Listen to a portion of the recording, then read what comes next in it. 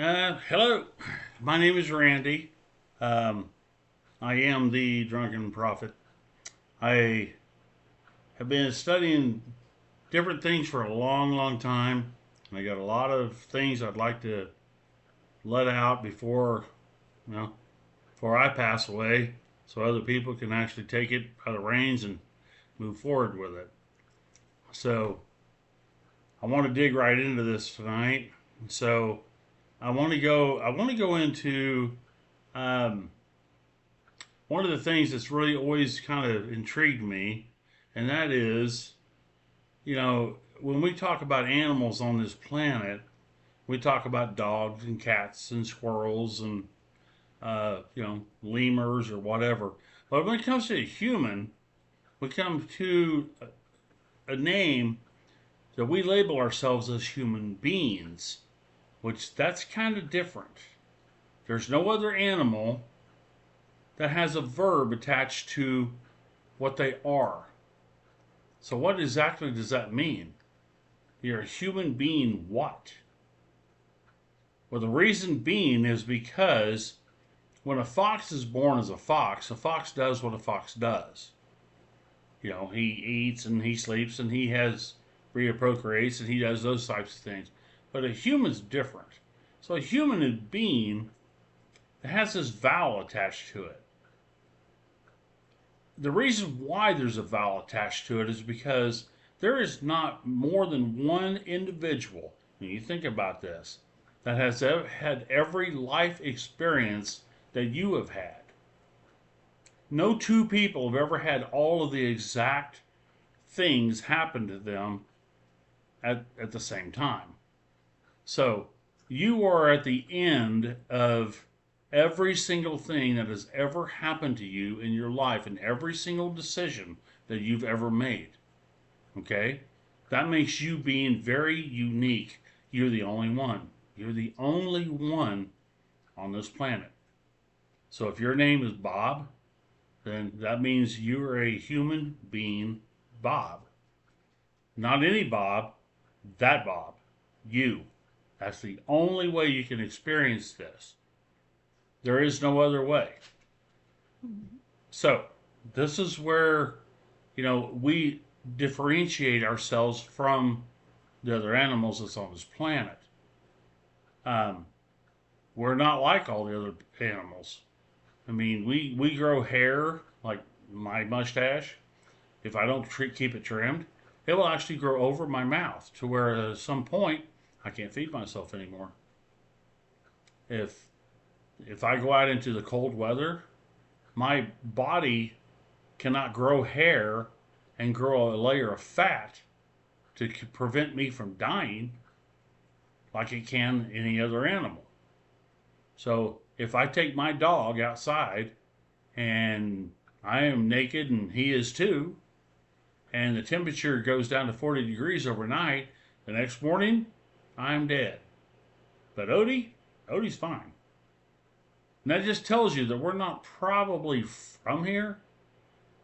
So, this takes us back to where back in the day when the earth was young and spirits were in the sky, in the heavens, I would say souls, not spirits, they wanted to come down to earth because they saw it was beautiful.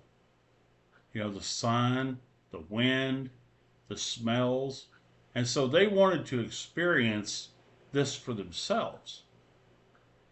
So they came down and they interjected themselves into uh, trees, streams, rocks, things like that at first. And then they started interjecting themselves into animals. This was a problem. The animals only think of two things: what can I screw and what can I eat? And that's it. That's what their life is about. And so the lust part of the animal got the better part of the spirit. And so the next thing you know, they're because they're part of the creator, they can create a uh, let's say a female part or a male part of whatever body they had gotten into. So they had something to have sex with. And that's when God interjected and said, "Nope, we're not doing this. You all pick a form, and you guys can come down here, but we're not doing this animal thing." And so the human form was chosen.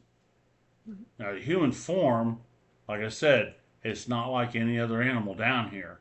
And without the soul, it really doesn't have any existence. There's no really no reason for humans to be on this planet other than they're containers for the soul. So, and of course, they're the containers for the soul so that we can learn, experience, and goes back to the one source, which is God. So, that's where we all came from.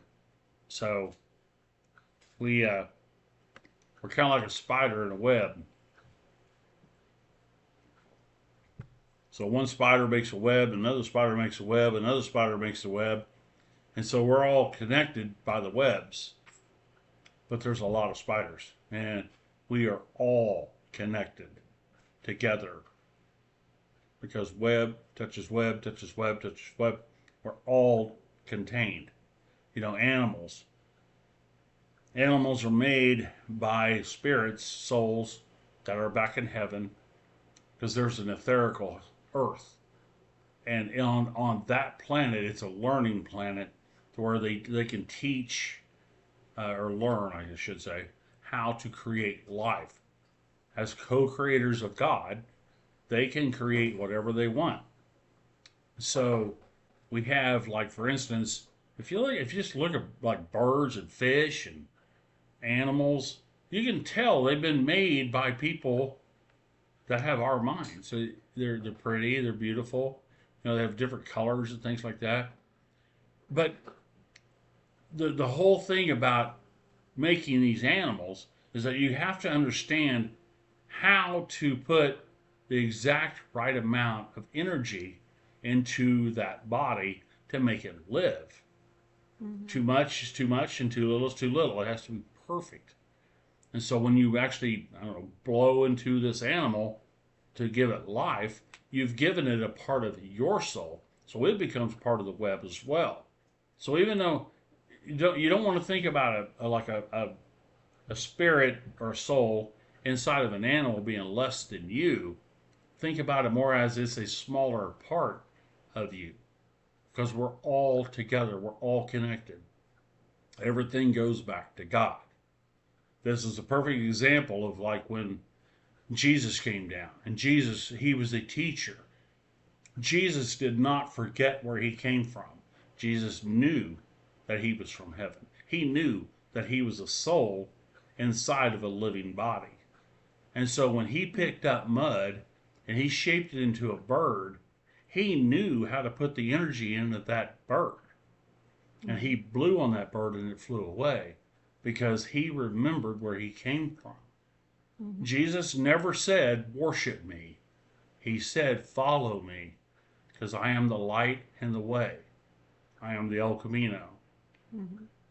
So he was saying, I want you to be like me. He did not say worship me. So, anyway, that's the lesson we're going to go with today. And hopefully there'll be more videos to come soon. This is your Drunken Prophet, Randy. You guys have a good night.